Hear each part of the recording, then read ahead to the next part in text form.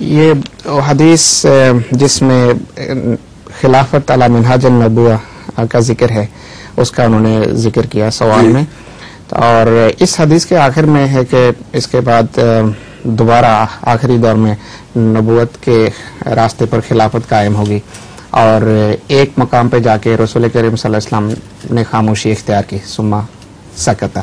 تو سکت سے حضور صلی اللہ علیہ وسلم کیا سمجھانا چاہتے ہیں؟ اس کا مطلب یہ ہے کہ جو خلافت بعد میں حضرت مسیح موعود علیہ السلام کے ذریعے قائم کی جائے گی وہ ساری عمر ہمیشہ نہیں چلے گی، وہ آخر پہ تباہ ہو جائے گی.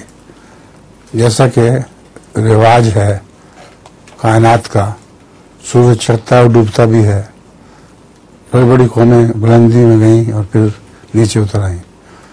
تو اس طرح یہ خیال کر لینا کہ احمدیت کا سورج ہمیشہ ہی سر پہ چڑھا رہے گا، یہ غلط خیال ہے. اس کے بعد احمدیت کے جو خلفاء ہیں ایک عرصے کے بعد وہ بھی دنیاوی خلفاء بن جائیں گے، اس لیے رسول اللہ صلی اللہ علیہ وسلم نے وہاں پہنچ کر خاموشی اختیار کی. بری خبر کی وجہ سے یہ بری خبر ہے. اسکول کی بات ہے، پرائمری اسکول، تو ٹیچر نے، استاد نے طالب علم سے پوچھا کہ بتاؤ امریکہ کہاں ہے؟ تو اس نے بتایا مجھے پتہ نہیں. استاد نے پھر اس کو سزا دی، سزا کے طور پر بتایا کہ کرسی پہ کھڑے ہو جاؤ. اس نے پوچھا کرسی پہ کھڑے ہو جاؤ تو امریکہ نظر آ جائے گا. یہ ایک حصہ ہے.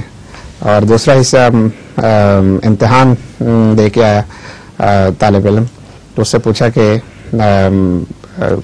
سوالات کیسے تھے؟ اس نے کہا کہ سوال تو اچھے تھے لیکن جواب بہت خراب.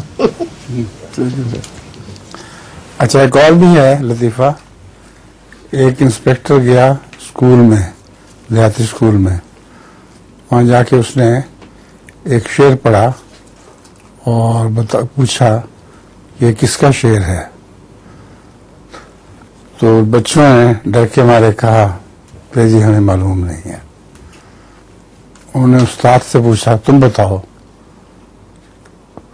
انہوں نے کہا کہتے ہیں غالب کا ہے، مگر ڈر کے مارے بچوں نے بتایا نہیں، اس خیال سے کہ آپ ان کو مارے نا.